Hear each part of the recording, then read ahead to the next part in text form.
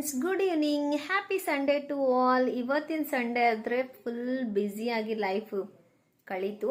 Actually ಈ ಚಳಿಗೆ ಹೊರ್ಗಡೆ ಹೋಗ್ಬೇಕಾ ಅನ್ನೋ ಆಲೋಚನೆ ಇತ್ತು. ಆ ಗ್ಯಾಪಲ್ಲಿ ಸಾರ್ ಕಾಲ್ ಮಾಡಿ ಆಫೀಸಿಗೆ ಬನ್ನಿ ಅಂತ ಕರೆದ್ರು. ಸೊ ದಟ್ ನಾನಿನ್ನ ಸಂಡೇ ಆದ್ರೂ ವರ್ಕ್ಗೆ ಹೋಗಬೇಕಾಗಿತ್ತು. ಆಫೀಸ್ಗಂತೂ ಹೋದೆ, ವರ್ಕೆಲ್ಲ ಮುಗಿಸ್ಕೊಂಡು ಆಲ್ಮೋಸ್ಟ್ 5:30ಗೆ ಮನೆಗೆ ಬಂದೆ. ಈ ಗ್ಯಾಪಲ್ಲಿ ಲಂಚ್ಗೆ ಬಂದಾಗ ಒಂದ್ಸಲ ಮಕ್ಕಳನ್ನಾದರೆ ರೆಡಿ ಮಾಡಿಬಿಟ್ಟು ಡ್ಯಾನ್ಸ್ ಕ್ಲಾಸಿಗೆ ಕಳಿಸ್ಕೊಟ್ಟಿದ್ದೆ.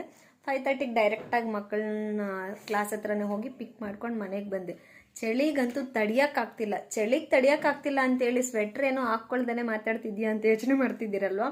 ಬೆಳಗ್ಗೆಯಿಂದ ಕಂಪ್ಲೀಟ್ಲಿ ಪ್ಯಾಕ್ ಮಾಡ್ಕೊಂಡಿದ್ದೆ. ಸೊ ಜಸ್ಟ್ ಈಗ ತಾನೇ ತಗೊಂಬ ಕ್ಯೂಟಿ. ಸೊ ಕ್ಯೂಟಿ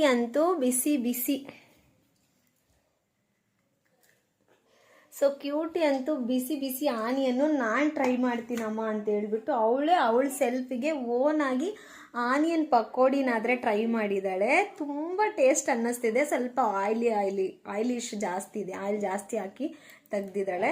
ಕೆಳಗಡೆ ಟಿಶ್ಯೂ ಏನೂ ಹಾಕಿಲ್ಲ, ಹಾಗಾಗಿ ಆಯಿಲ್ ಜಾಸ್ತಿ ಫೀಲ್ ಆಗ್ತಿದೆ ಅಷ್ಟೇ. ಬಟ್ ಟೇಸ್ಟ್, ಉಪ್ಪು ಖಾರ ಹೇಗೆ ಹಾಕಬೇಕು ಅಂತ ಅಡ್ಜಸ್ಟ್ ಮಾಡಿ ಹಾಕು ಅಂತೇಳಿ ಹೇಳಿದೆ.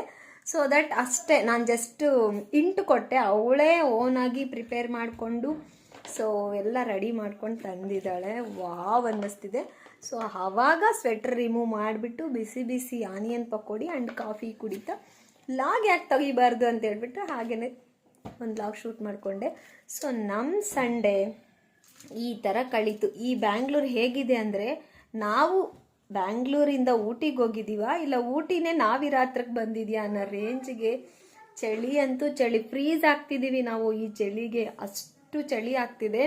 ಇವೇನ್ ಹೇಳೋಕ್ಕಾಗಲ್ಲ, ನಾವೇ ಇಷ್ಟು ಫೀಲ್ ಆಗ್ತಿದ್ದೀವಿ ಅಂದರೆ ಇನ್ನು ಅಜ್ಜಿ ತಾತಗಳ ಕತೆ ಏನು ಅಂತ. ಸೊ ನೀವು ಬ್ಯಾಂಗ್ಳೂರಲ್ಲಿದ್ದರೆ ನಿಮಗೆ ಈ ಚಳಿ ಬಗ್ಗೆ ಕಾಮೆಂಟು, ಫೀಡ್ಬ್ಯಾಕು ಏನು ಅನ್ನಿಸ್ತಿದೆ ಅಂತ ಒಂದು ಕಾಮೆಂಟ್ ರೂಪದಲ್ಲಿ ಮಿಸ್ ಮಾಡ್ದಲ್ಲೇ ತಿಳಿಸ್ಕೊಡಿ. ಹಾಗೆ ಸಬ್ಸ್ಕ್ರೈಬ್ ಮಾಡ್ಕೊಳ್ಳಿ friends. Please support us. Thank you for watching. Bye.